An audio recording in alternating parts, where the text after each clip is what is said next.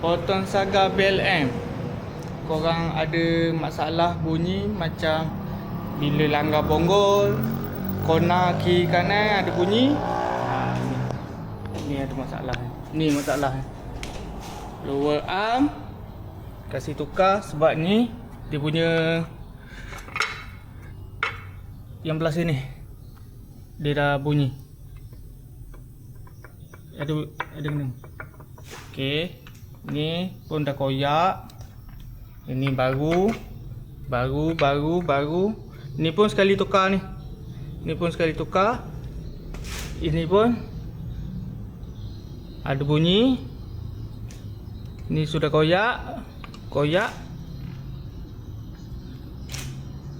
Crack dah ni. Ini pun crack.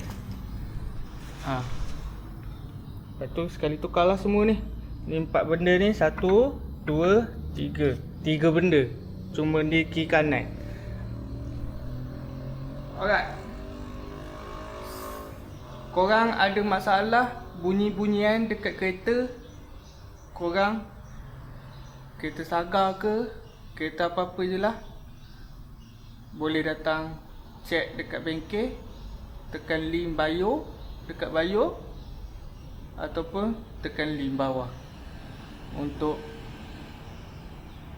seterusnya. Alright.